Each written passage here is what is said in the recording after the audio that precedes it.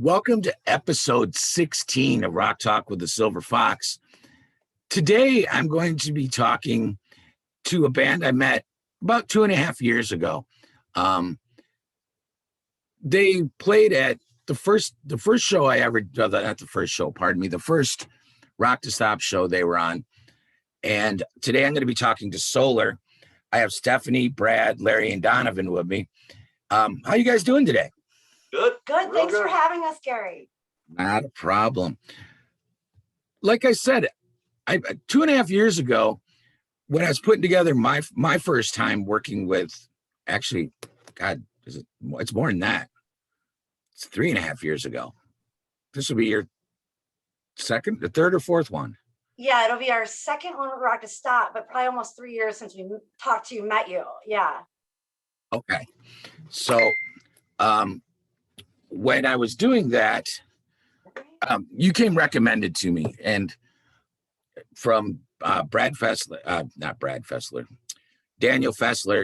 the CEO. He said, "Hey, Gary, check these guys out. They're out of Rockford, blah, blah, blah, blah." I did. Needless to say, I was impressed because I've included you, and this will be your guys' third year with us. And, I'm excited about that. For those of you who don't know, Rock to Stop 22 shows, a big show I do in August. This year it'll be 2 nights, August 13th and 14th.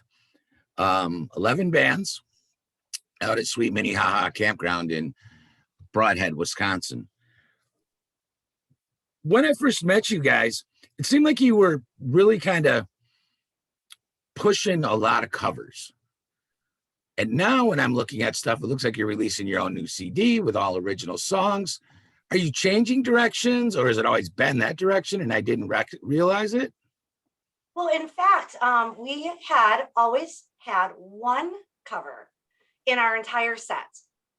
So we were never even ever pushing. For 18 years we've been together now, and we always did one cover per set, like in one night. It was January 1st of 2020 that we said, we're not even doing the one, because it wasn't who we were. We were doing it really just for the crowd that liked to hear something familiar. But we dropped that. We said, that's just not who we are. And so that got dropped. Really? Because when I joined up with Left of Reason, I had to do just the opposite, where they did not want to do a cover. And I said, no, you're going to throw one in the middle. Because my philosophy has always been, if you put it dead in the middle, first 3 or 4 songs, people go, oh yeah, I like this, and they'll rock out. And then when you get to about 4, 5, they say, I still don't know these words. And if you lose them to a cigarette, they're gone 15 to 20 minutes. Yeah. That's just a fact. Yeah. And so I said, Gary, I can even explain that further because, 18 years ago when we formed Solar, it was always original. It was when we moved to Rockford and started playing in this market about 3 years ago, we partnered with our fellow cover band musicians just to get on some stages. We didn't fit with the super heavy bands, and we certainly weren't cover bands, and there wasn't anyone else doing original in this area in the style that we do. So we partnered with cover bands. So we felt like it would be best if we threw in a cover during our set. And it really did work, because after those 3, 4, 5 songs of originals, we'd throw in that cover, and it was usually something a little really rocking, like Pat Benatar or something. We'd bring them back, and then they'd appreciate us again and go with the rest of the set. right. But when January of 2020, we really made a pact that we had those partnerships with our fellow cover bands, and we enjoy that.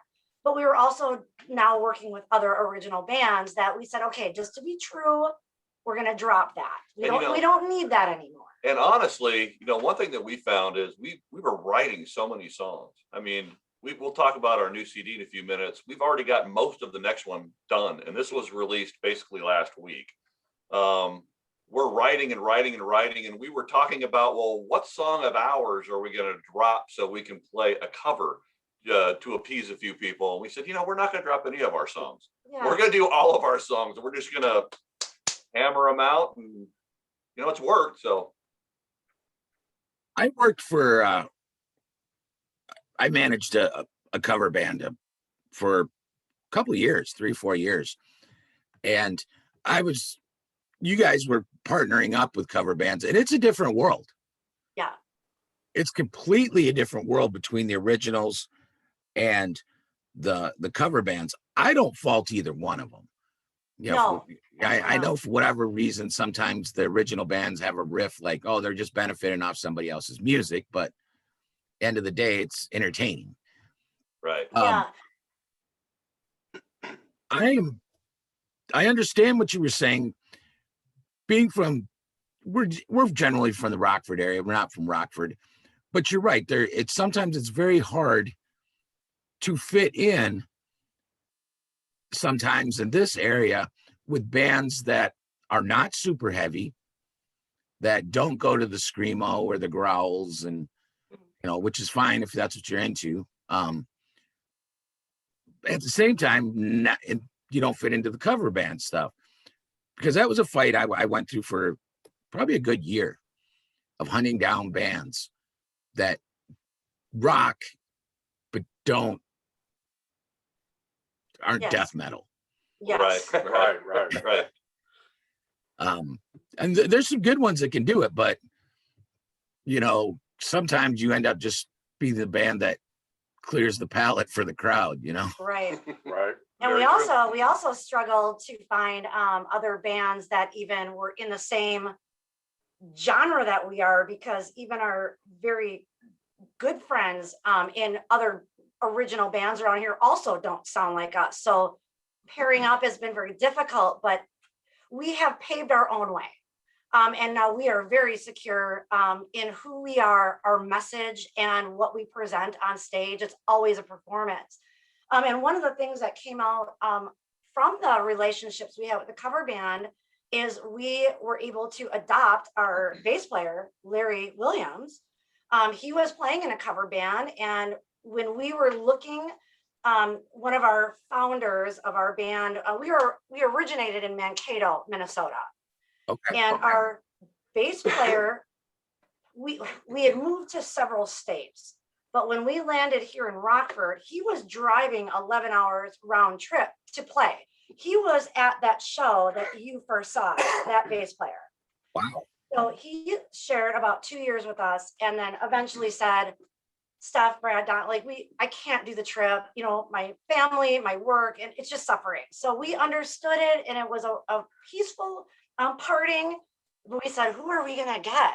So we did not make any announcements. We went under the radar, and I said, are you available? Are you available? And he was, for just by chance, he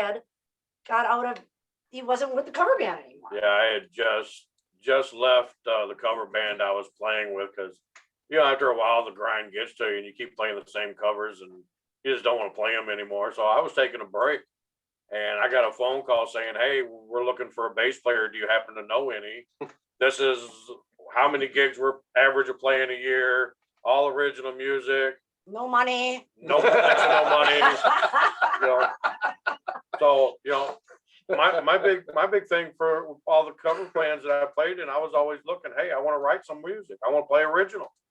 And it just seemed like as soon as I stepped away from the cover band crowd, everything I looked for fell right into my lap.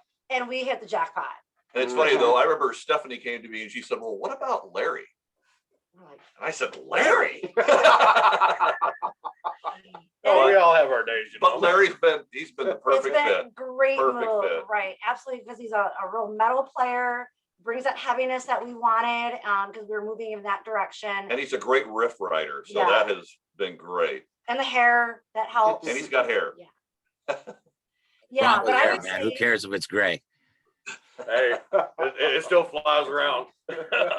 Gary, you said something a few episodes back. Gosh, it's gonna escape me now that the three guys that you were talking to, you guys had a really good conversation about sticking with originals, not trying to appease. And we have just all agree that what we've been doing for 18 years is what we're passionate about.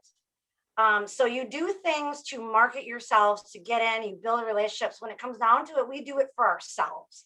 And we have really got a wonderful fan base that understands that and they follow us. And this is our second album that we did because it's been a long time since the first album. A long time. Long time. But we Yeah, were, we you have to be passionate about it. I've Yeah. talked to many bands, many bands. That's how come I started this podcast. But even a lot of the conversations I've had on here, one of the running themes is if you're going to be an original band, two things. You better be passionate and love what you do. That's number one. And number two, I hope you're not expecting to get rich. yeah. Right, right. We all have day jobs. We're good. Yeah, what we do is we spend money to be in this band. Yeah. But we're okay with that, and we know that going in. I think the great thing is we've seen over the last couple of years as we played, and we made inroads playing with cover bands and opening for them. We met some people, and Great. that people. led to other gigs, and now we're kind of getting to that point where we're playing with other original bands. We're opening for nationals. We're starting to stretch into other markets, and we're kind of becoming known for who we are and what we do. And that makes it all worthwhile. Yeah.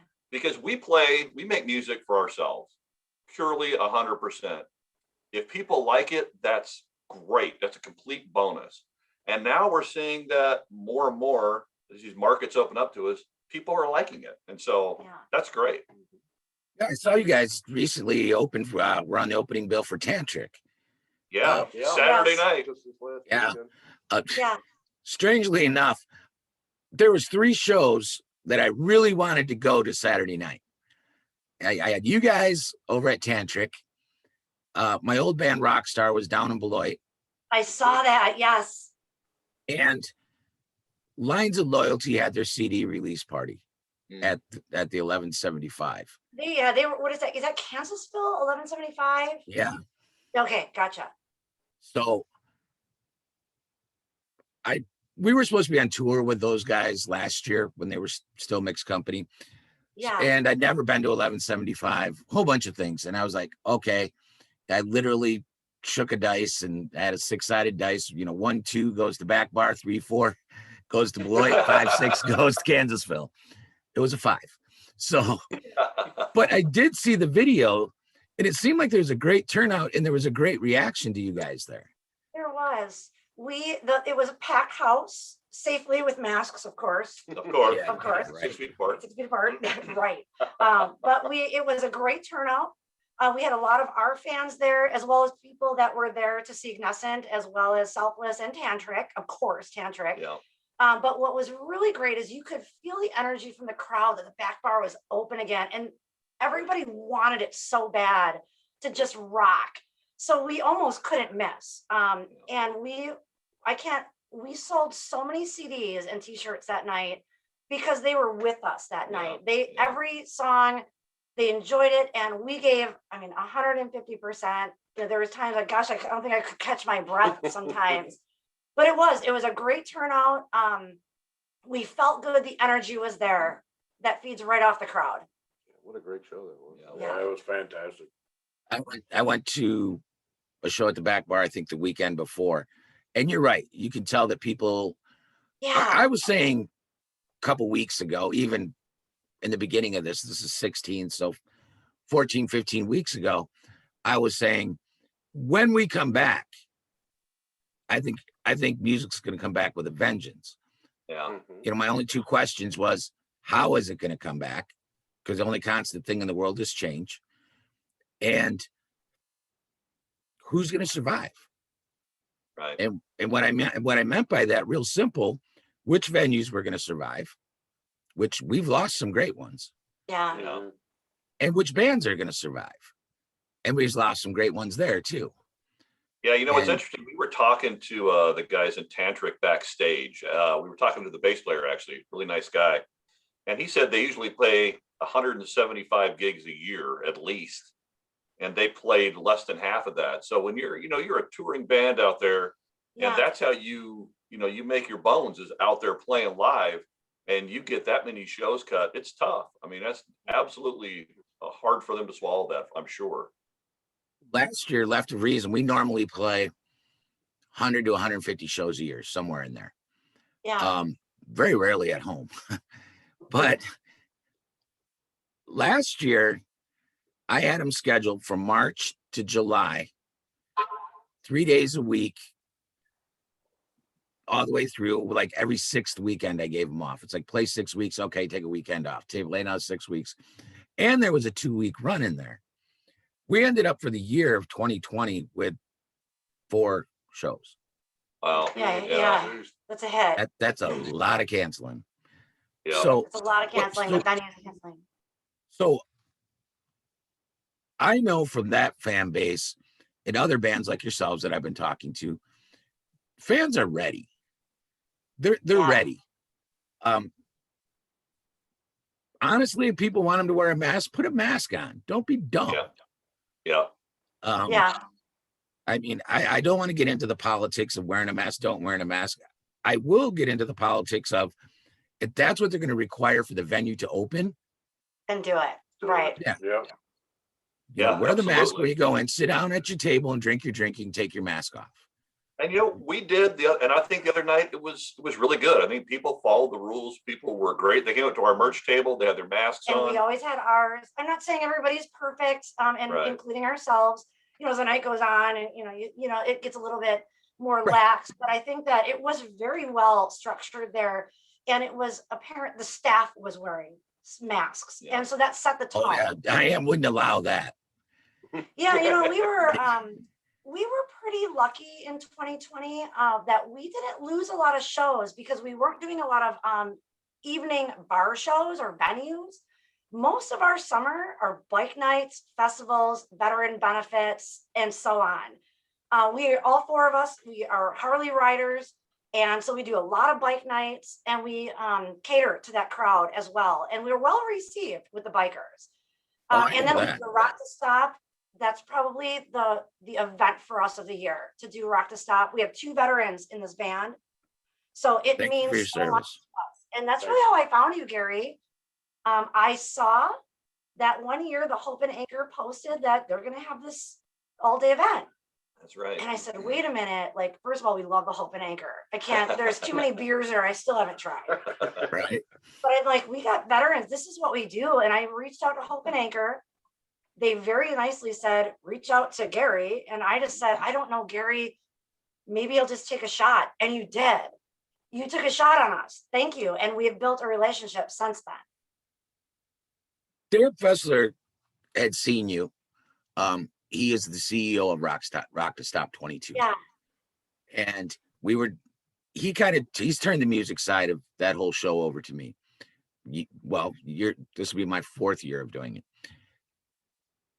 And he came very high. You guys came very highly recommended from him. I'm like, all right, well, let me check them out, blah, blah, blah. Trying to do basically the whole vetting thing. And I was like, these guys will work. And Dan was like, well, and they brought up the fact that you guys are, have a big biker following. And I'm like, okay, well, if that's the case, are they going to mind if I put them on early? Because bikers like to ride around. Yeah. And if I go and I put them on at 10 or 11, we might lose that whole biker crowd. And I didn't know how that would work out. And you guys have always been fabulous at just saying, yes, that's fine. Yeah. And you bring that biker crowd. Yeah. They come. Yeah. And it's always been, I've always been grateful for that and for what you guys do. This year's, I think our show was going to be a lot of fun. I've got one national on there right now for sure. Okay. Lines of Loyalty has a song being played on the radio all the time. It's Left of Reason's backyard. Yes. Yeah, we really are fans of Lines of Loyalty. Back to Mixed Company. Really like those guys. They're great guys and extremely talented. That new song that they have out floating around is really good. Yeah, I'm not the one you're looking for or something. I'm not the one. Yes. Yeah, that's getting like serious radio play. And it should. I mean, I'm glad. I've always said that one band's going to break it out of this area. When they do, I think it'll open up the area for all the other bands. Do I want it to be Left of Reason? Of course I do. But let it be one of my friends. If it's not going to be us, let it be you guys. Let it be Lines of Loyalty or the Almas or, Unsung Heroes. Yeah. their little cover they did, they've got 20,000 hits on YouTube already. Yeah, and now I know Brett, I mean, not very well, but I know Brett, he's always been so supportive of us Yeah. and we reciprocate that to them. They're very good. And we always are next to them in the set list, not set list, in the bill, Lineup, yeah. in the lineup. And so we've gotten to know them pretty well. Rock to Stop. 2 different Oh. nights. You have a new CD out. How long has this thing been around? How long have you been creating it? Oh, Well, boy. yeah, just like, We started the album early last year, started recording it, yeah. started recording it, actually in my studio, Wolf's Home Productions. As I just finished building my new space, we broke it in properly. But yeah, we've been working on getting this put together for just shy of about a year. And the funny Soon as- thing is COVID really slowed us down. Yeah, because all the songs So- were done. All the songs were written, we were playing them out. It's not like they're new songs. We just didn't have them down on the album. And in January of 2020, we actually released a demo of Resilient, which was the Pitbull rescue video. Yeah. And that had a huge success. But what happened was then COVID hit and we really wanted to have a formal CD release party. Well, we would put it off. We put it off and we just never, then we're like, we'll get back to it. We'll get into the studio. So we had it all done. Just never, well, finally, when the bars started to open and the shows started to pick up, because in the winter was when we didn't have anything, we did more of the live stream stuff. Right. When the venues started to open up, then we said, all right, we want this ready at our first gig of the year, which was Back Bar last Saturday. So we did And so we did. we did the crunch and finished up all the little bits that needed to be touched up, and We did it. yeah, we just got it back in our hands, and literally this past Saturday at the Tantric show, it was first available to people at the show. I believe it's April 16th. Yeah, April 16th that it'll be available on all the digital platforms. yeah. That's gonna be my next question. Is it up on Spotify and YouTube? Yes, and and- it will be. What we wanted to do with the physical CDs, which is really a dying thing, I know. But the physical CDs, we're doing, you buy the CD exclusively at our gig and you get, about $20 worth of free merch with your $10 CD purchase. So we're doing that as a little bundle promo exclusive at the gigs until April 16th. And if you catch us at a show, you can get a T-shirt for $5 only. Right, like we're bundling stuff with it too. You're killing me, dude. We'll bundle. We'll bundle. You're making my manager side get all up in hackles and stuff. I mean, it costing me money. We already spent the money, so, Yeah, right. I mean, again, we do it for fun. We want it to be in people's hands. We want people to listen to it and enjoy it, and that's really what it's all about. Do you ever see your guys touring? We have talked about doing that. And I'll be perfectly frank, we are not like the youngest band that's out there. So we all have day jobs. And so we can't just be gone because we do have comfortable lives that we have to support. So we have talked about doing the 2 to 3 week tour at a time to take time off and do that, but not for a months at a time. And we are not, I don't think, looking to be famous or anything like that. We really just want to share and be part of the scene. Beyond all of our jobs, music is in our blood. It's threaded in our skin. And so we just will keep doing it until we can't do it. But yeah, I would say we would want to do a tour. And we even talked about doing that this year, but it would be short bursts. It wouldn't be, long. Yeah. And we have talked A lot of weekend warrior stuff, a lot of Thursday, Friday, Saturday. Yeah. Yeah. And then that's what we try to do, is do a lot of Thursday, Friday, Saturday, and then mix in maybe 2-week tours. Yeah. Circle back. We Right. get like Circle 10, back. 14-day runs in there, or 10 shows in 14 days. And Yes. So in that case, yes, we are interested in doing that. And I've talked to a couple other bands about doing something, those short bursts like that. But everything's been so tentative with COVID that we just have not planned something. And we thought we might ride a tour like that on this album later in the year. Because our third album, we're expecting to release by about January 1st again of the next year. Yeah, we're gonna start recording that probably in the next 6 to 8 months, weeks, yeah. Yeah. What's the title of this one again? Resilient? This one is called Radiance, Radiance. I'm sorry. My and bad. Resilient is on this album. Yes. And with you guys being from Minnesota, though, you kind of have the connection up there too, right? Yeah. Well, circle back. Sorry. That's okay, no, I say circle back. Originally, I'm from Milwaukee and Brad's from Arizona. I met Brad in a cover band I joined in Milwaukee. So we did that the whole 4-hour gig 4 or 5 times a week, made a ton of money doing it. But it was a few years. And I said to Brad, I don't want to do this. I want to do original. And Brad's like, that's who I am. So we just broke off. And then we moved to Minnesota, to Mankato, started Solar there. Larry's from Rockford and Donovan is from the Huntley area of Illinois. So we joined up with Donovan here too. yeah, originals has been something I've always done. When I was very young, I first learning how to play, I did originals. I was in that cover band where I met Steph. I was in another cover band in the late 80s when I was going to college and stuff, but I've been originals for most of my life. As a matter of fact, I kind of like to point out, there's a song on this album, on Radiance, that's called Here We Are. The very first guitar lick that you hear on this CD was something I came up with when I was about 15 or 16 years old. Brought it back. So it's been hanging around for a long time. Changed it a little bit, made it a little bit, more modern, I guess, but it's good. That's another thing a lot of bands have been doing, and it kind of sounds like you used it too, is as much as COVID disrupted our industry, and it did.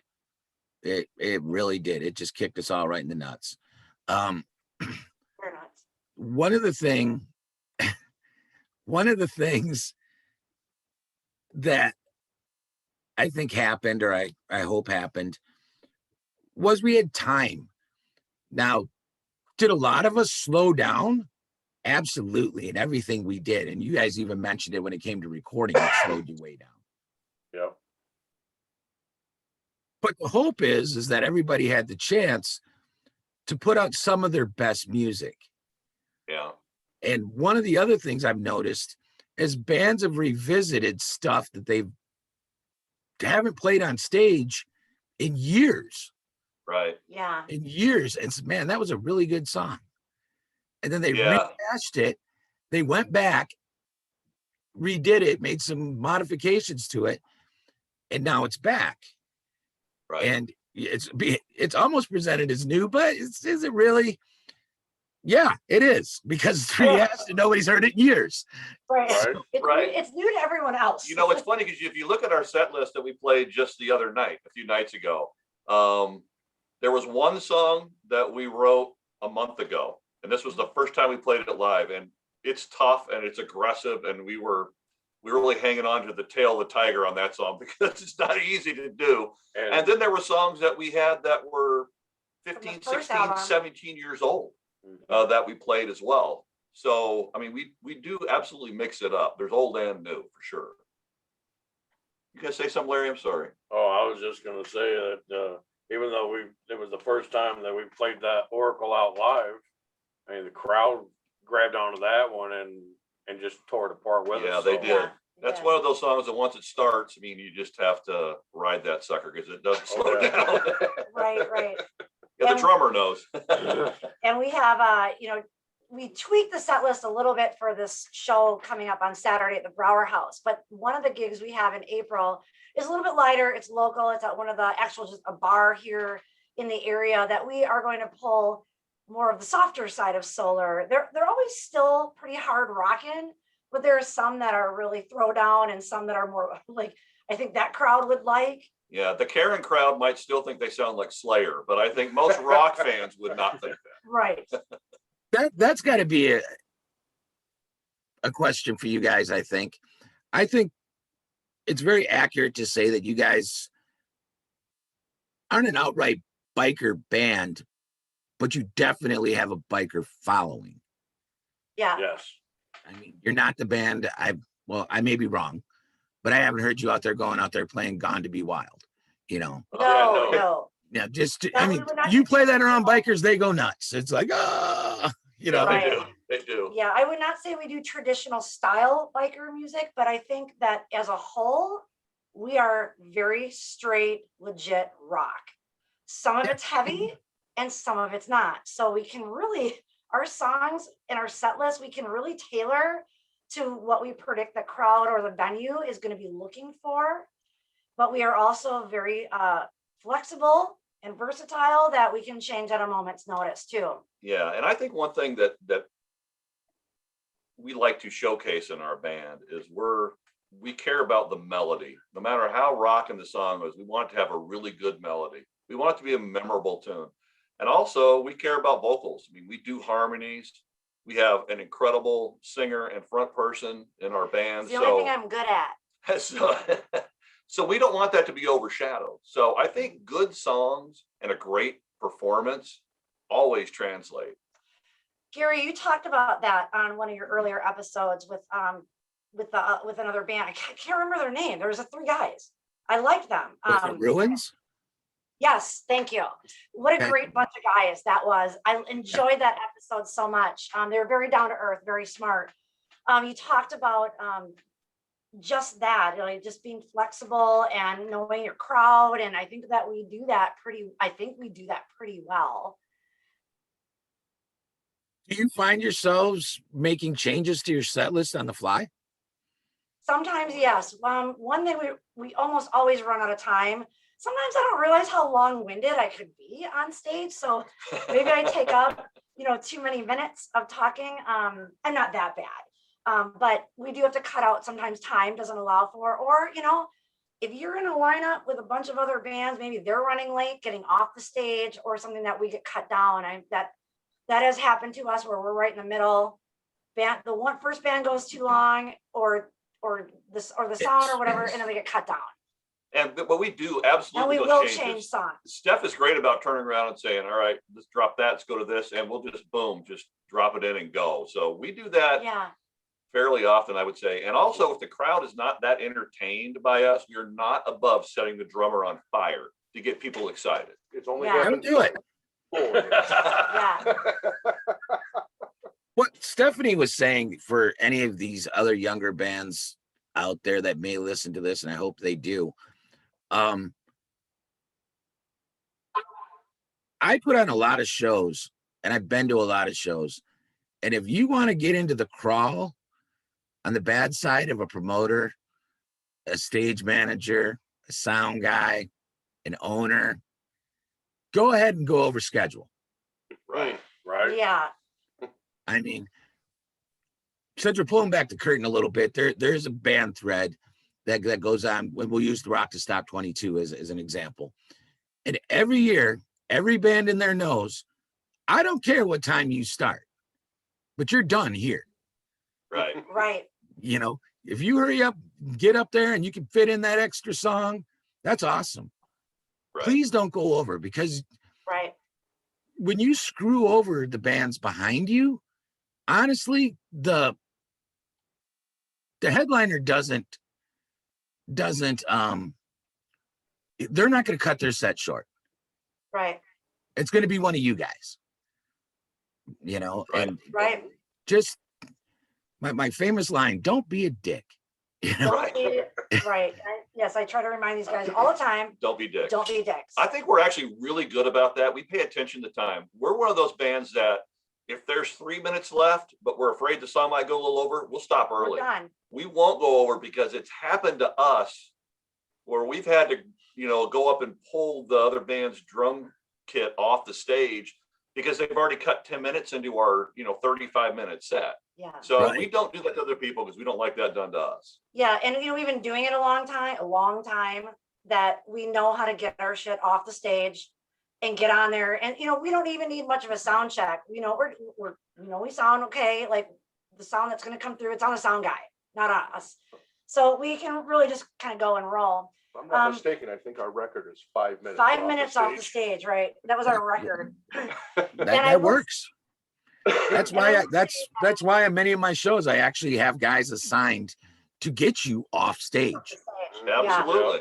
Yeah. And I know I absolutely. don't want to pick on drummers right now, but the next drummer I see get up there and spin all of his cymbals off and put them in a case. You won't see this drummer do that. Nope. I'm turning the stand sideways and throwing them at people. Believe me, I'm a sound guy Get 'em too. I off. want to throw that stuff off the stage when the band's change. Yes. Yep. I mean, and having veterans around that does help. Veterans of the Yeah. music Yeah. scene, you know what I mean? There was, When- and I'll tell you, Gary, there was a show in particular, and I'm gonna give them some credit here. Monroe. Yes. You know Monroe. They are a great band, great bunch of guys too. They have their song out too. It's fantastic. We played a gig with them where we were right in the middle, and they were doing a CD kind of release party. It was in COVID, so they were trying to do one. They were just trying to do a CD release party. And we got cut down so far that we wound up playing like 22 minutes. Yeah. But we cut, not only did we start late, but we cut short because we were absolutely adamant that Monroe was not going to lose their time on their CD release party. Right. Because I know how I would feel for our CD that if we were pushed back, that now fans were leaving because it was getting late, and it's their show. It's not the middle band show, and it's certainly not the first like that maybe like pushes it. So we are very careful about that. And these guys know, and I have to say it anyway, these guys know my job for a living is a bank auditor. So I am extremely type A, detail oriented. So we will not go past time. We will start on time. And we will make sure we do everything we have to be within the structure of what the venue or the sound people and the other bands need us to be. Yes, and that's a very, I think you kind of just reaffirmed what I said of the younger bands, the people coming up, the guys that, think their guitar needs to be shined and clean all that stuff can be done off stage, guys. Yes. Yeah. Because I go out of the way to make sure I pay people. I just tell them, help them load on, help them load off. Make it quick. Keep them moving. Because there's nothing like going to a show where you spend more time watching bands tear down and set up than you actually hear music. Yeah, Right. that does make it very difficult to enjoy a show. Once again, you lose them like to the smoking patio or to the bar next door. Let's go grab something to Yeah. eat. And Right.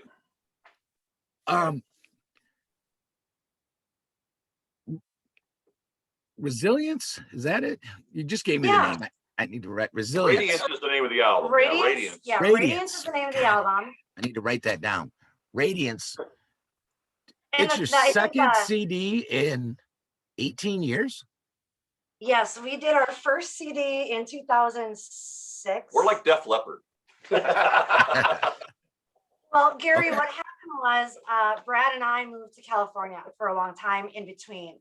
So while we kept going and we were writing music, it also wasn't a digital age yet.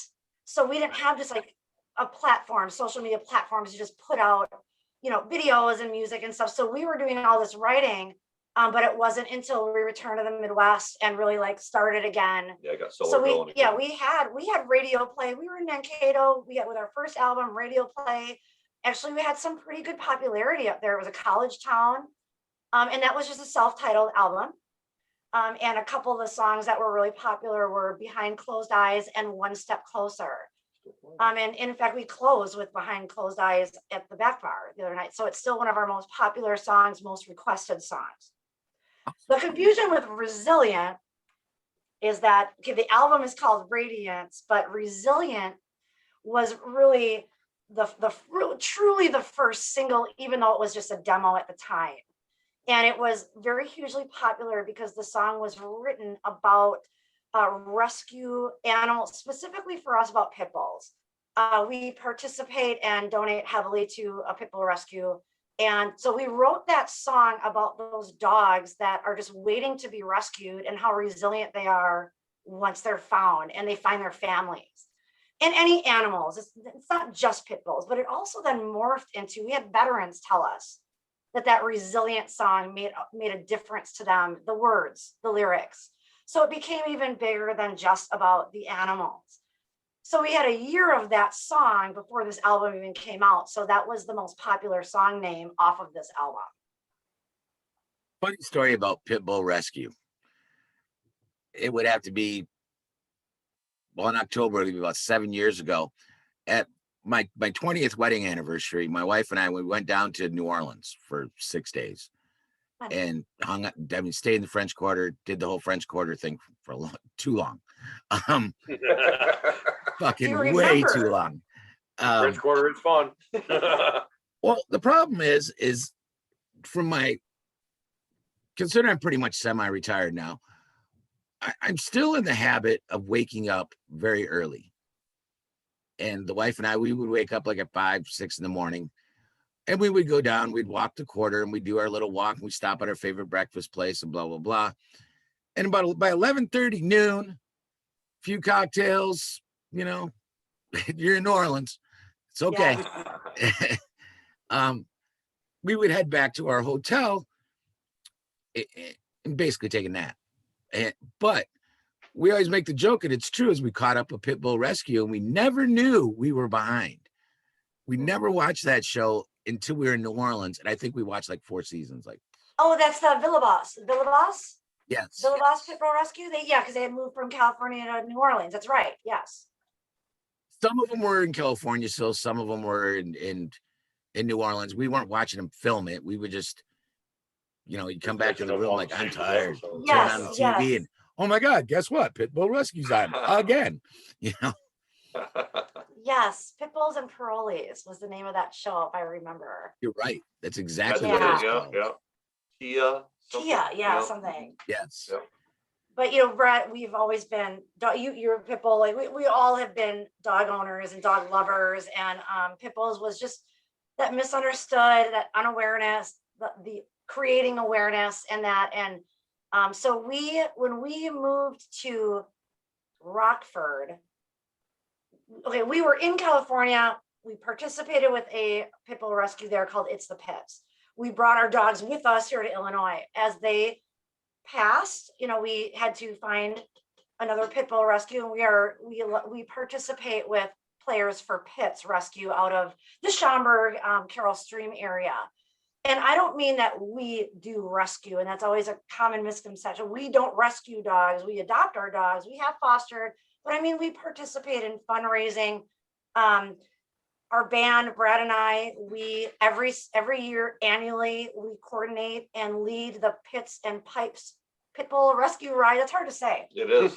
That's a lot of P's. It's the annual Pits and Pipes motorcycle ride for this pit bull charity. And we usually get more than $1,000 or so every year for that pit bull. And so it's riders that are pit so bull good rescue. with that stuff. Bikers love pit bulls. Yeah. And just as they do the veterans, any veteran benefit, the pockets are going to be open. That's awesome. I mean, you're right. Pits, when I first saw my first pit, I was probably 15, 16 years old. It was 100 years ago. And his name was Diablo. Of course, with the spike collar and shirt. Oh, yeah. And he was mean as shit. Yeah. Your first impression. That's. And I look at that dog and because there was neighbors to my mom out in Vegas. And I was like, bro, you don't want to come over and pet him. I'm like, nope, you're right. I don't. I'm watching him like chew bones and stuff, like, no problem. Yes. But every pit I've met after that have been some of the sweetest dogs I've ever met in my life. Yeah, they are the biggest babies you'll ever meet. Yes. And smart, sweet, smart, loyal. And it's not the dog, it's the owner. They're bad owners that make mean dogs, but the pits are babies. Yeah. They just want the more love you can give them, the better off they are. Yeah. The only thing I ever say about pits, and we recently had a talk in our family about not me and the wife, but one of my family members getting a Rottweiler pup. And the only thing I warned him on is Rots are like pit bulls to me. I've been around a lot of Rots. I've been around a lot of pit bulls. They don't. You're right. It's ownership. The only thing with a pit, a Rot, a Shepherd, a Bull Mastiff, those awesome dogs have awesome power. Yeah, they're strong and they're smart. It's what you do with it. Yeah. Right. And I told myself, I don't care if you get a Rot. You just need to make sure it knows that my grandkids are its boss, Yes. Right. Right? Yeah. and their friends come walking in the door, they're off limits. Yeah. And like you said, they're smart, so you can teach them to do that. Oh, yeah. Mhm. Yeah. I mean, I got a good friend who she's her husband used to be president of a biker club. She posted a picture the other day, and they have bull mastiffs, and she has her grandson who's about, I don't know, maybe that long. I mean, he's not even he might be scooching if he's lucky. And this bull mastiff walks up, he's laying on the floor right next to him, just reaches out and puts his paw on him, like, nope, you can't go over there. And the kid kept trying to scooch, and so finally the bull mastiff just literally laid all the way around him. And there's a picture of her just Wow. looking up, and she's just babysitting. Yeah. Mhm. Mm-hmm. Yeah. And that's awesome that you guys work with different things like that. Because I know in Madison, Michael Alexander does a show for the dogs. He literally does it online in a dog pen. The Yeah. dog's running all around him. Yeah. So Well, it really started with having the pit bulls in our life, fostering, adopting ourselves. But there was one in particular that came to us with just an absolutely horrific background. And so when he came to us, they rescued him, fostered, we adopted them, and he had a lot of medical issues. But with all the abuse, he was still so loving and wanting love and wanting to love us, that we were sitting outside in the patio, and I said to Brad, I can't get this message out of my head about how resilient this dog and these dogs are. And we could take a lesson as humans to be kind to each other, and treat each other better and be resilient and get past, things, and try to get past things that have been horrific in our own lives. So this dog really inspired this song. So, that day, I remember, it was a beautiful summer day. We're out on the patio, and I'm like, Brad, I've got these lyrics in my head. The melody's forming. He gets the guitar. We sit out there in the patio, and we had that song written. Yeah, got the Martin 12 string out. and Yeah. We had that thing written pretty quick. And we wrote it. And so it really just kind of became a first unofficial single off of this album a year ago. you wrote that one pretty quick, pretty much that afternoon. Does that tend to be most of your songs, or? Yeah, I would say a lot of our songs come very, very quickly. I mean, there's a song that we still have in our set list that I remember writing in Minnesota when I was mowing the yard. It just popped into my head. Steph's come to me with an idea. Hey, I've got a melody for something. Let's sit down, and 15 minutes later, song's done. So Yeah. sometimes they come really fast. Sometimes they take a couple of months to germinate. You got to go through a few different parts, a few different things to find the right riff to go with. The chorus, you got to find the right tempo. You know how that goes. Yeah, But probably for us, it's about an 80-20 split. 80-20, the song's right there. Yeah. You wake up in the morning, the song's right there, or you got this message, melody, and we collaborate. So I say, I've got this melody and the lyrics. I almost have it written in my head. You might start strumming something, and then Brad's like, got it. And then Donovan's like, let me add these fills or this part or this beat. And then it just works, because when we all work together, what we have learned is you don't record it. Don't record it until you've played it for a while, because it becomes something different sometimes, where you're like, we've been playing it that way, but I hear this Yeah. really big crash at the end, or something that would be really Instead of this progression, let's try changing the chording up a little bit and do this instead. And it just takes on a whole new life by itself. Definitely a period of that song evolving. Evolves. The It first time evolves you to run it through is what it is, to yeah. the And it's last funny. time you play it, it definitely evolves. Yeah. That's true. Oracle, the song we were mentioning earlier, our newest song that we played live for the first time on Saturday, that was a song that a week before we played it, we made changes to it in this middle section. Oh, this song We're like, there. well, let's take that out and tweak this, and we practiced it probably one or two more times, then played it live. So that stuff can happen right up to the last minute, and we still might tweak it more before we You actually record it. it. Yeah. Mhm. So when you I say wrote- record, you're talking recorded on a CD. Yes, yeah, because we demo, like all those things, we demo them out. I mean, I demo stuff constantly.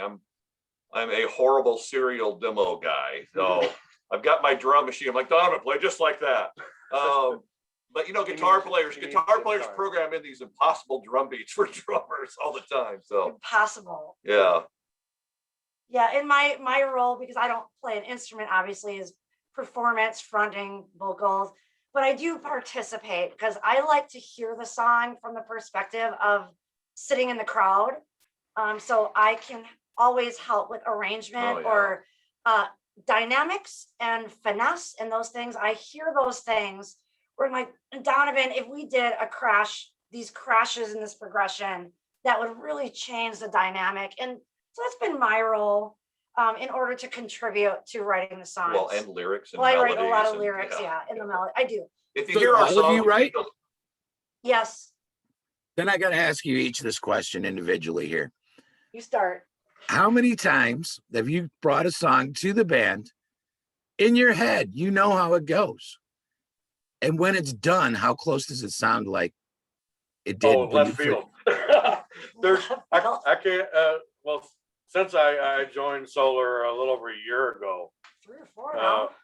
Brad, I've thrown a few riffs at Brad, and he goes, "Oh yeah, that'd be great." And 2 weeks later or so, when he brings the demo out to us, I'm like, "Wait a minute, that's not even the same riff I showed you a couple of weeks ago."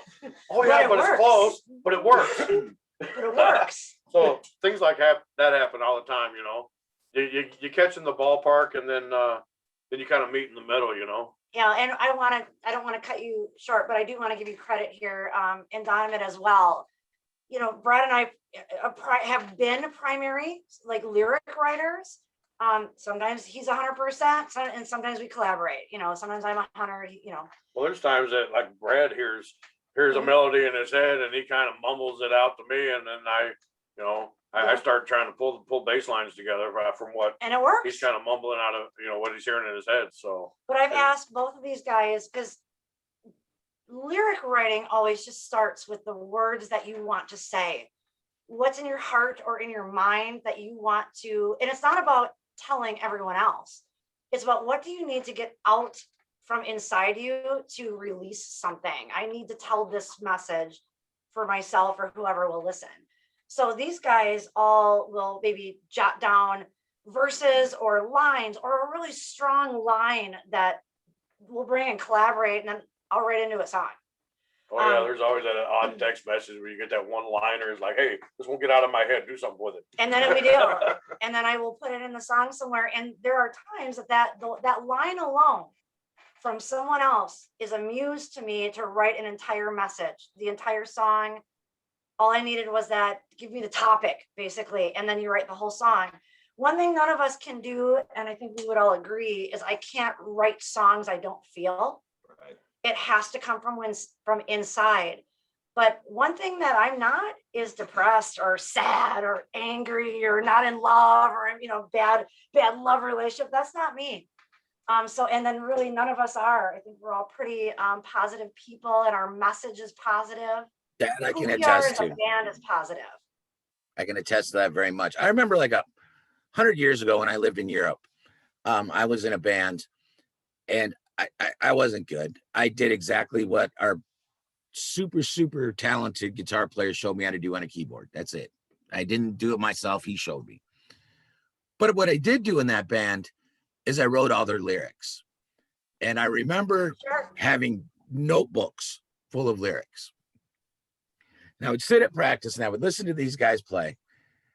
And I, like, okay, no. And then I just literally flip through your books to see something that came close to what I thought this song sounded like when I wrote it. Yeah. And I've talked to other guys. I'll use Matt Donovan, for example, the singer of Left of Reason, who writes probably 90% of their lyrics, if not more. And I asked him one time, I'm like, so you showed up with this riff, you played the song, blah, blah, blah, blah. How many times does it sound like it did when you were playing it at the house? And he goes, never. Never. No, right. He Yeah, goes, when you hear never. Bales and Falls, Yeah, for once sure. he I goes, mean, exactly. He goes, once Wade gets in there with his bass, and why don't we Yeah. do this? Why don't we do that? And let's move this here and move this bridge here. And And then, Yeah. Billy with his he's got all his fills going on nonstop. But it works though, if you're able to everybody kind of not be egotistical about it. Right. Right. It's And kind of successful. look at it as, in your case, this is a solar song. Yes, the collaboration has been very successful for us, and it creates our sound and who we are.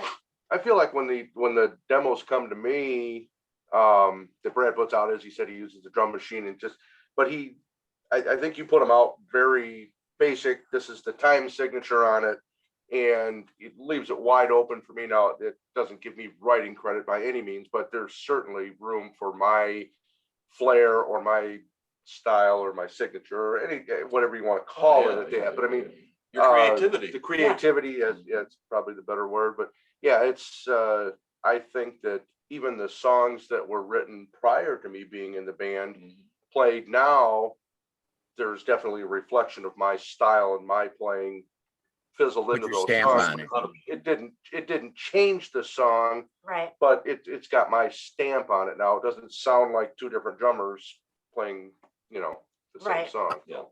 How many times have you guys came in with a song or demo, however you guys, whatever your process is, and sat back and said, that's a really good song. Problem is, it isn't a solar song. Yeah, it's funny you say that Yeah. too. That does happen. And, we actually had a song the last year that, wrote it up. Steph had a great idea for a Ooh. lyric. Great. I got to mention what that is though, because it was such a great story. We were watching Children of the Corn on TV. All right, I the love first that one. movie. In fact, I've thought Yeah, about the naming. original. I've thought about Oh, naming it's such a bad kid- movie. Oh yeah, I've thought about naming a kid Malachi. Well, we never were kids, so it never happened. But I love that movie, and we're watching it. You watch it over 30 years it's been out, and the last time we watched it, I'm like, they literally just use gas to burn the devil out of the cornfield. And I look at Brad, I'm like, burn the devil What a great would be name a for a great song. song name.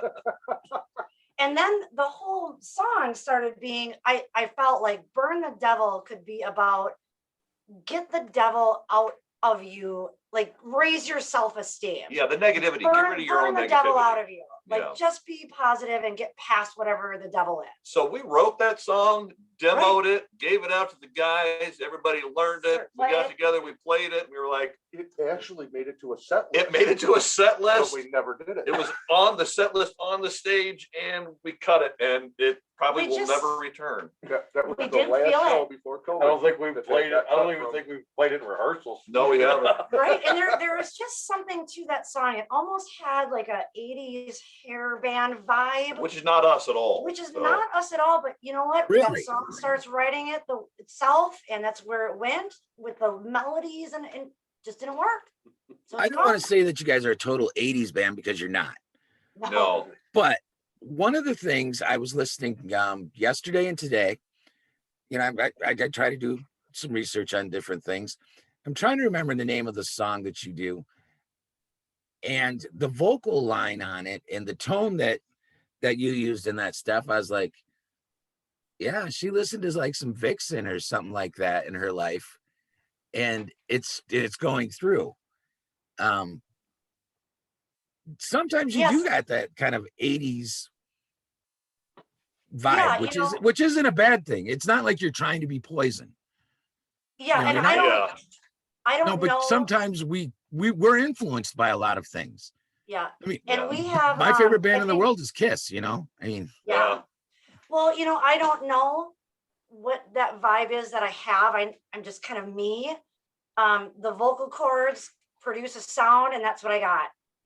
I know that I didn't know at that time really who Vixen was. I was not that age. I was 5 when Cyndi Lauper came out. Like that was my influence, was Cyndi Lauper and Madonna in the early 80s. those aren't bad influences, by the way. Those, as a matter of Oh, fact, Right. kind of great. vocalist. But I couldn't help it. Like I was always compared to like Melissa Etheridge or Pat Benatar or Stevie Nicks at times, because I had much lower, more powerful voice. I certainly did not have a thin, higher voice. But she listens to Sepultura and Death Clock. Yes, I like those bands. I go to see are those really heavy bands. I tell you But what, you you know, let me like, go see see- Stevie Nicks, I'm there. I'm Oh, front and yeah. center, and I don't care if she's Amazing. 87 right now. I'm there. I mean, I every have time been Melissa Etheridge described- comes through, we go. I mean, Yeah. In the Every- last I've- year, Gary, I have been described as Pat Benatar, Melissa Etheridge, those, Alanis Morissette. I have been described as Grace Slick. I have been described as the female Jeff Tate by another band on Rock to Stop. I was described this Saturday as being a female Bruce Dickinson. Our band was described as Iron Slayer. So that's what I was thinking when I said Vixen and stuff. Now that you just made me think of that song. And it was very Bruce Dickinson like. yes, Yeah. it may be like he's Iron Maiden is one of my favorite bands of all time. I certainly know that he influences me. The vocals, I think about things that he does with his vocals and the melodies and how he holds out. And I probably have been influenced that more than I even know in when I sang. And it's interesting to me when I hear other bands, especially male oriented other original bands, Which is most say of the to rock me that I world. sound like other male singers. And Yeah. it's true. I do not have a super high kind of female. Certainly don't sound like the Taylor Swifts of the world, that for sure. True. True. It's and that's okay. I mean, Oh, yeah. the Oh, it's one good very thing I good. will say that's kind of, and you have to, especially you, Steph, have to appreciate this. I'm starting to see more and more female fronted bands, Yes. rock bands. That's not good. pop rock, I mean, they're out there now. I mean, you have Jenny from Altrea, you have Mimi from Resistance, you have Crystal from the Almas, Yes. trying to remember the girl from Bourbon House.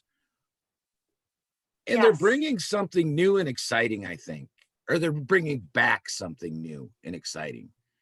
How is it being stuck with a bunch of dudes all the time? There's two sides to that coin. And male singers, I'm going to bring into this conversation as well, because I always say, if you sing flat, you're not a singer. And so don't be a singer if you're not a singer.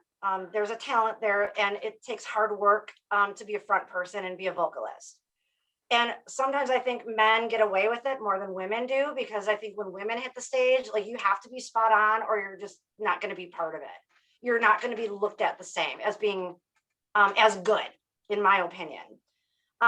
Dudes are usually, to be honest, much easier to work with. Women tend to be much more emotional in what they do and threatened. And I am not like that. I go up and I'm like ready to be grateful there's another woman on the bill with me. And other women don't reciprocate that as easily. I think there's an insecurity or a threat in there. So I'm as pleased as I am to see more women doing this. We also need to, as a kind of a culture, be supportive of each other and let it go and do your thing and not compete with the next band after you. Because everybody is so different. There is no competition in music as far as I'm concerned. I am grateful, especially here in Rockford. I think there's one other band that has a female fronted, but they were doing covers more than original. So there's no one locally here that does what we do with the female rock. And when we Fronted started this band back in Minnesota, we played a There's really nobody. great rock club there with all original bands all the time. All the time. We were the Only. only rock band that had a female front person, the only one. Yeah. Everybody, it was all dudes in every band except for us. So I am very glad to see this surge of more women in rock and taking ownership and commanding the stage. But there also has to be that support of each other to do that. I think men have that to most degree, that they support each other and there's like, they don't compete, but women seem to always have this ingrained manner of tearing down each other. I'm going to take a little bit of disagreement with you there. Well, I see it. I agree. I agree with what you say about women competing, but Yeah. you let anybody in your band, any one of them, you let them not watch what the guitar player is doing or not watch what the drummer is doing of the next band. He's keeping an eye on that. He's taking a look at that. It's not a Always, jealousy yes. thing. It's not, but he's like, oh man, he fucked that up. He's thinking to himself. Now, you guys Of are never course. going to admit that, and I don't want you to admit that. But I've been around That's way too many natural. music people to be like, or they'll turn around and like, holy shit, that guy can go. That guy can play. I guess that we've been doing it a while and we are pretty secure in our talent and what we do, whether people like it or not, or if we're in there, they like what we present or not. But you are always naturally watching and there's always someone better than you, always. And that's okay. And we like to get those people and play with them. Yes, we You, want you to play guys with were them. incredible. Let's get together and play a gig. I mean, I love to play on a great build with the Yeah. best bands you can find. I'd like to see less overt insecurity because I think that we can really build each other up. We have a great relationship with the Almas and Crystal. She's amazing. I don't know Mimi. I know her from Rock to Stop.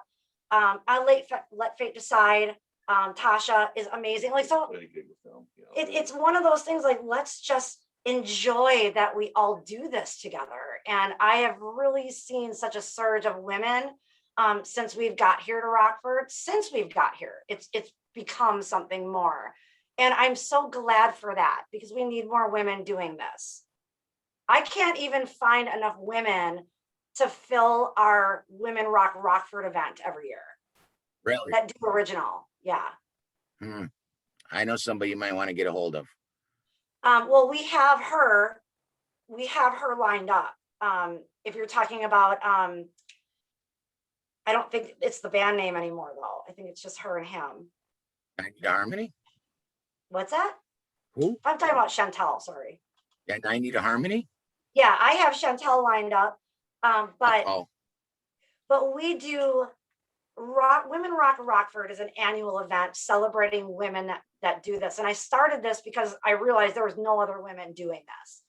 Other than Tasha, Let Fate Decide in this area. So then this year was the first year I expanded out to the State Line area and asked Chantel to join because we were looking for original. You can find, there's amazing women doing cover and we have some of that.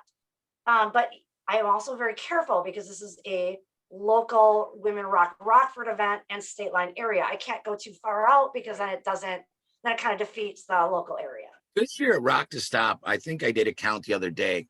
I think 11 bands, or 5 or 6 of them this year are female fronted bands. That's great. That It is is awesome. fantastic. That's great.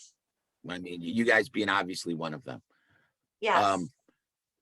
But the person I was saying you might want to get a hold of, I know a few female fronted bands that are from the area that yes, are really if they good. are State Line, not as far as Madison and Roy, if they're State Line area, I would love to talk to them.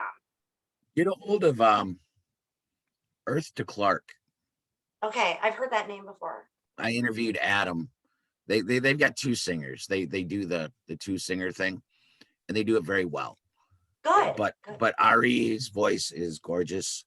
And they're original. They're They do original. Okay, great. I don't know if Angela from Top Flight anymore. I don't know if they're doing all they originals. covers? I see Angie B all the time. Are they covers? Yeah, she does. They do all covers. Yeah. But what a phenomenal voice. Oh, Miss Angie's got fantastic. I've had the joys of mixing them on a regular over the last 2-3 years. I mean, Angie actually worked with my daughter Chantal, who you were talking about. Yeah, then you had Jenny from Altrea, like I said, Mimi. They're out there. Yes. And I'm happy about that. Oh, some of my me friends too. Me too. Some of my friends get I- mad at me because I just full on admit it is I'm a feminist these days. I mean, if she can do it, let her go. Well, Right, yes. yeah. And one thing I feel strongly about is celebrating women, which is why we started the Women Rock Rockford event, because I wanted to celebrate women. It's very important to me. But at the same time, we are absolutely equal. I mean, I'm not doing this differently than a man that's fronting a band. I'm not doing it any differently. I just try to do it well. Yeah, just to give Steph a little extra credit too, just because that's what I would do being in a band with her. I think not only is she a great singer and a Thank you. unique singer to my ears, but I mean, as far as front people go, I don't know if there's anybody that's better than her. I mean, she Well, is he just, would say that. I would say that, but she's really, really good. I mean, that's the thing that I love being in a band about, because, with us, songs are great, playing is great, but performance is performance. And we try to hit that running and going at the audience constantly. And she's very good at that. So, and that took years to hone that and to work it. It takes a long time to get really good at it. But Everybody can agree. I don't care who you are, musician or not. You go and see a show. If you've got the musicians standing up there like a bunch of sticks playing, I don't care if they hit every note perfectly. If they're standing there like a bunch of sticks, nobody's really going to care. right, a show's If a you're show. putting on a show and you're up there kicking Oh, it on yeah. the stage, they can feel that out there. And I don't care if you screw up half the damn songs. If they feel it, they're in it. Yeah, Yeah. I think the only exception to that might be the Ramones, who I absolutely love. me too. Just watch them You go and me front, both. back, front, back. That's all they did for the Oh, whole I- show. And it was like And they it was like crushed it. entertaining in its own right. The Oh, way so that much they did that. energy. Yeah. Oh, yeah. Yeah. I mean, how many times you're gonna hear 1, 2, 3, 4? Right? In that show. Anytime. You're gonna hear it a lot because he's not talking in between. Every 2.5 minutes.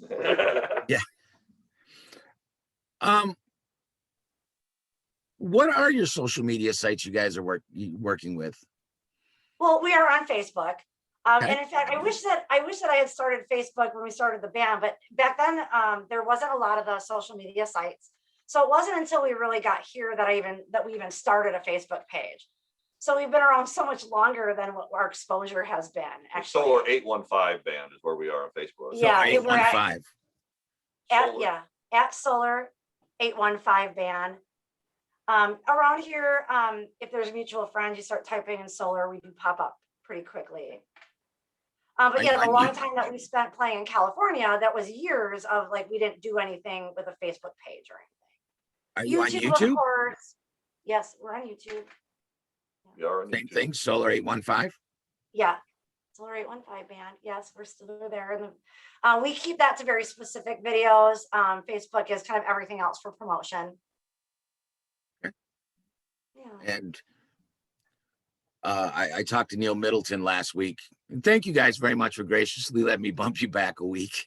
Oh, sure. But- Yeah. If you're but- reading but- it, I mean, that's real bliss. He's trying to make it work. And so that works for us too. And Neil and I were talking about all the new social media platforms and like how he and I don't know how they work. We don't know how to tweet whatever. I don't know how to tweet.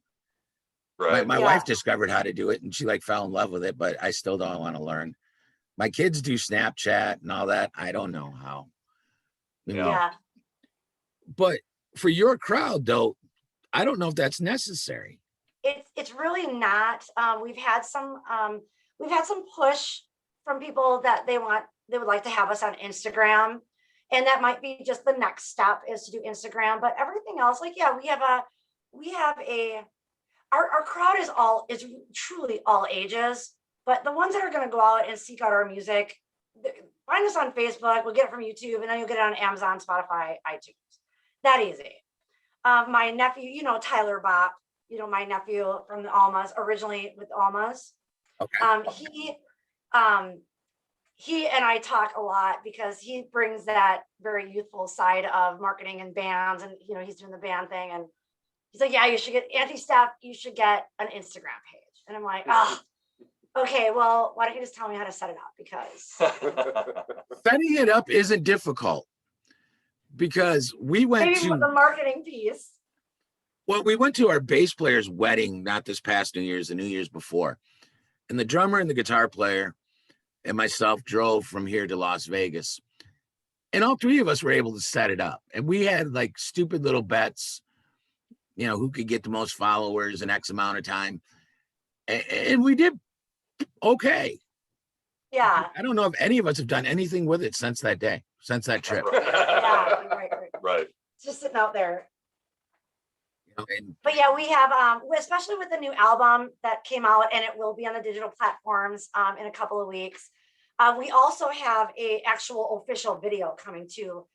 The video that you watch, which was the picture lyric video for Come What May, that was to present our first single off of the Radiance album. But we actually do have a live official video coming out at the end of April for another song off the album that in the focus groups that we did, the next favorite song was called Rise off of this album. It's got a lot of sexuality in it. And as being a woman, maybe circling back to that, we are not a TNA band. We are about talent, rock, the music. I like to be feminine and attractive, but I don't put that kind of presence out there. you're not showing and up so in, this- in lace No, bustiers I and don't. stuff. I don't feel the need to do that. No. I think that the sexuality comes from the songs itself and the presentation of it. And so, but we are doing this video. The song is called Rise, and the Rise is really about sex. And I wrote it because I felt like writing a sexual song. So I did. So that was the second favorite off of Radiance was this song Rise. And so I said to the guys, I'm not getting any younger. Let's do a TNA video. Like, I'm going to put out some tasteful side boob. And we kind of did. We've been working with editing and that at this point. And I would say like every other sentence is, that looks really good. I'm doing it. I'm not going to do that. I can't put that out there. I'm not doing it. Oh my God, I'm putting it out there. I'm going to do it. But I said, now's the time to do it, because not everything's going to stay in place for that long. So I did it. So we did it. Gravity's a bitch, isn't it? Oh, right. Right. So that video, an actual official live video is coming, a live action video is coming at the end of April. That's awesome. So what are your next upcoming shows? I think you said you had one at Powerhouse in Lombard this coming Saturday. Yeah. are you playing the big room there? Yeah, we're playing the Afterlife Lounge. Yeah. And in fact, we're opening. We're the first band, and then Monroe, amazing. We were asked by Drama Queen. And they are amazing, wonderful. They're headlining the event. That's a big room. Yeah, Yeah. that's a big room. And tickets were pretty low. They actually had to adjust and open up more VIP tables as well. So that should be pretty successful. We have a couple of local shows after that. And then we really kind of kick off our bike nights and the outdoor stuff. And then we're really busy in August, Rock to Stop 22. That's one of our favorite shows of the year. It means so much to us with having veterans and all of our families. Like my mother is a veteran Marine. So it's very important to all of us, that event that you do. We do some other veteran benefits as well. And then we have Corona Palooza coming up in August, and we were just adding one of the Chicago festivals in June as well. So we are booked through October now. Wow. Because Yeah, I'm having and a hard so- time getting people to answer, period. Yes, so I mean, I'm sure we'll add in a few more back bars and stuff throughout the year, but we're booked. I mean, there's not much more we can add. That's awesome. I'm glad to hear you're that busy. I mean, Yeah, like I said, I'm working hard right now and just trying to get stuff moving in the right direction. And every time I do, something gets moved. I'm like, really? Yeah. everything gets moved or canceled, and that could happen here too, especially in the next couple of months. We're seeing shows get canceled right now. So we're hoping that everything holds out for us. Let's hope. Let's Yeah. hope for all of us. Yeah. Is there anything else you guys want to put out today? I don't think so. We talked about the new CD and Yeah, new gigs CD. Yeah, new CD available at any solar show right now. And then the digital platforms release on April 16th. and follow us on Facebook. Yes, Solar 815 Band. I will say that's the one thing I am not good at. I never say on stage, please follow us on Facebook. Like we haven't had a new follower in like 3 years because I never say it, never ever say it. Let's start writing You have out to the push stuff. that. I mean, write it From on the the list. Facebook. And honest to God, I write notes. I do write notes, and I will still forget. honestly, you guys probably already got the invites and stuff. I finally created Facebook page simply for this show, Yeah, Yeah. we're where all the following videos it. show up in there. So anybody listening, if you're on Facebook, Rock Talk with the Silver Fox, go over there, like it, follow it. Also, go to Yes. their Facebook page, Solar 815 Band. Please. Yep. Like it, follow it, go to their YouTube channels. Once again, if you're at YouTube, click on over to Rock Talk with the Silver Fox. I'll be glad to have you over there too. So hit that little subscribe button. It's Yeah. important for all of us right now to get as much music out there as we can Yeah. to as many people as we can. And we need to support each other. Rock to Stop 22. There's going to be some announcements coming out. We're going to start announcing bands. Obviously we've kind of opened up, spilled the beans that you guys are there. But I've had some other bands that I've done that too. This year, it's going to be a phenomenal lineup. Great. I hope you guys are able to stay for both nights. It'll be Yeah. phenomenal. Looking forward to it. Yeah. Yeah. Looking forward to it. We're really looking forward to it. So anybody who wants to go to that show, you reserve your campsite now. Sweet Minnehaha Campground in Broadhead, Wisconsin. I think you can get tickets on the Rock to Stop 22 page. Other than that, is there anything I'm missing? Yeah, Gary, there's one more thing. I reached out to you and I said, I see that you're doing the podcast. We have a new album. We could really use some support and exposure. And you did. You accepted us and you supported us. And here we are. We can't even appreciate you more. Thank you Thank so you much. very much. Appreciate it. And for doing this podcast, for giving a platform to original bands to talk about what we're doing. It means so much to us. Thank you. Thank you. Thank You're you. welcome. And thank you guys for being on the show, because I do this because I love what I do. And I'm not talented. I can't sing. I can't play the guitar. I can't play the drums. I can't play bass. All you have to do is ask any of the guys in Left of Reason. I've picked up all of their instruments and I suck. So what I can do is I'm able to talk and I'm able to work on deals. And so why not reach out? Why not make our own community? Yeah. Like I said, one of Yes. us is going to break. One Yeah. of these bands is going to break. And, and when they do, they're going to look in this area and say, wow, what else is going on over there? A lot of talent Right. around here. Yeah. There's definitely a lot Yeah. of talent. I talk to bands from all over the country. I know them. I go to California usually 3 to 4 months a year. I mean, with the house fire and everything this year, I've had to come back way early. Did that get put off? Oh, But I've said for years, the California rock scene is done. And when I say that, I'm talking Southern California. Yeah. It's done. It's the land of the tribute band yeah. and things like that. And some good friends of mine, Pump 5, I did an interview with them. They're Oh, from yeah. Southern California. We They're played from- with them with Enough's Enough.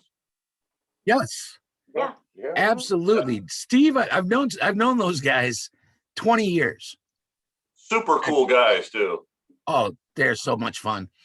But they're on one of those podcasts on here.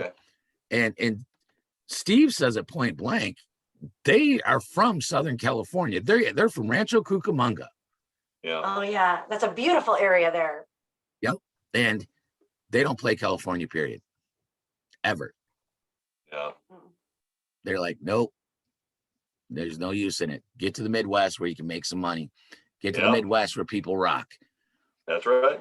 Well, Gary, you And- had mentioned on an earlier podcast, your discussion was about that cream of the crop where you're not going to get the U2s and the Metallicas anymore, that all the bands are kind of just fighting to get to a mid-level national, but still just not really the same as it used to be. And I wanted to touch on that because you had such a good conversation about that. That was and I think actually that's Max great. from Ruins brought that up. Was that, yeah, that was, well, I really liked that episode, apparently. Oh, Those guys they're- are great. they're awesome dudes. And those guys I love those guys, but I gave them Yeah. so much shit the whole time because they got like 5, 6, 7,000 likes on Facebook. Everybody loves their videos. They love their music, blah, blah, blah. They've never played a show. Mm. Not Well, one, Not one.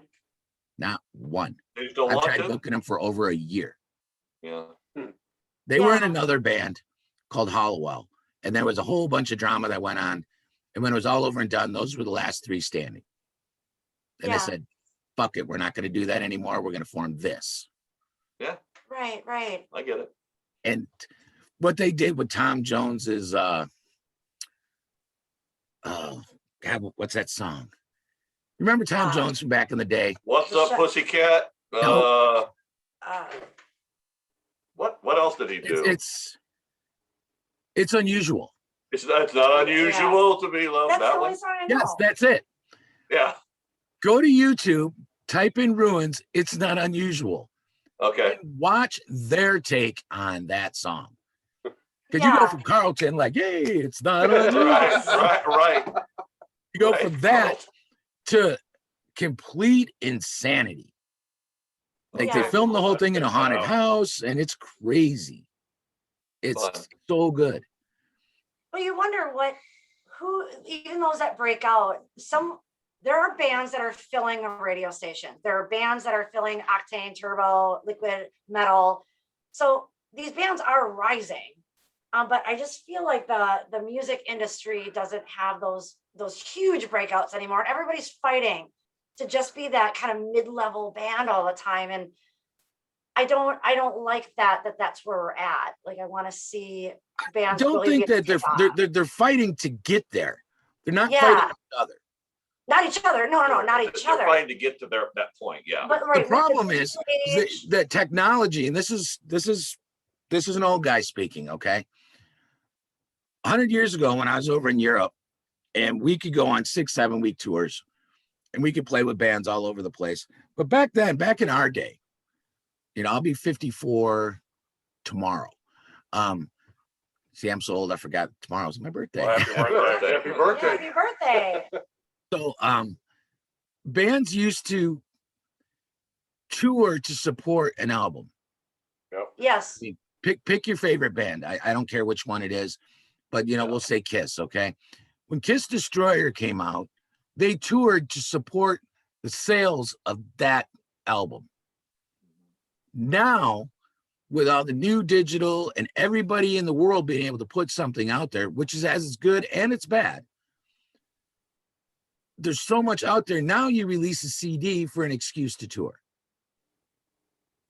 Yeah. It's not to support the CD. The CD gives you the reason, hey, we're on the Resilient tour or Radiance tour. My bad. Radiance. We're on the Radiance tour. You're not really going and playing, trying to push that CD because there's really nowhere to push it. Right. Right. Right. Because you go to Spotify, you get pennies, fractions of a penny, Yeah. Right.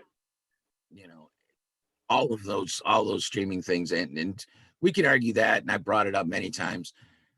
You do it more for the exposure of that song to get people to come to see your show. Yes. Mitch from Wayland one time said, we're not really a band. We're t-shirt salesmen. Right. That's Because I right. need you to go buy my t-shirt so we can go buy breakfast in the morning or put gas in the Yeah. bus or whatever. Yep. And so that's where we were, I think Max and I were talking about was, I really don't know if we're going to see another Metallica. No, I don't know. I don't know. I mean, if you like them or you don't like them, you cannot argue they're worldwide. Yeah. Oh, yes. Mm. No argument there. Right. Or Guns N' Roses or Nirvana. There's Yeah. bands that are just as damn good. And they are Right. out there. Yeah. And even the bands that you hear that are on the XM radio stations or our local radio stations, they fly by really fast. They fill the airtime.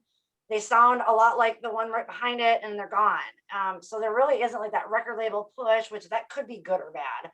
Just saying, like that might not be a bad thing that record labels aren't monopolizing that, but it'd be nice to really see what bands could really rise, the cream of the crop. And I just don't know that we'll see that anymore. I look at Royal Bliss as a great example. I mean, a fantastic band. Yeah. Where are They've they been from? at it for 23 years. Yeah. Where are they out of, Gary? Salt Where Lake they City, from? Utah. That's right. I knew it was West, but and they tour the country, and they have hits on radio station after radio station after radio station. And yes, they're able to make a living at this, but they're not living in mansions. Right. no. You know, nobody's going to go and do a family jewels over at Neil Middleton's house. You know, Right. Right. they don't Right. have that kind of money, Yeah. and that's the sad part, I think, of our industry today. The good part is it gives a lot of people a chance. Yes, I would say definitely the digital platforms have given everybody a chance to have some exposure, to put their art out there, Right. and that's good. Yeah. So the industry changed. And I said earlier in this is it's real simple. Video killed the radio store. The internet killed the rock star. Kill the rock star. Yeah. No, Yep. that's a good way to put it. Yeah, That is definitely True true. enough. yeah. So that's a conversation we need to have with maybe get a panel together. That'd be fun to do, I think. Yeah. With that, we're running a little bit late here. All I right. wanna thank you I'll guys. get talking. I want to thank you guys very much for being on the show. I appreciate it. Everybody, Thank you. Thank you Well, for having us. get Radiant at all their shows. Buy their CDs, buy their shirts, buy whatever they're selling. Because like we said, they're not getting rich doing this. They're still working day jobs. I look forward to seeing you guys. I'm sure I'll see you again this summer sometime. If I Oh, don't yeah. see you before Rock to Stop. Yep. Other than that, I'm going to tell everybody, I'm going to sign off with you guys. I'm going to tell everybody else, rock on.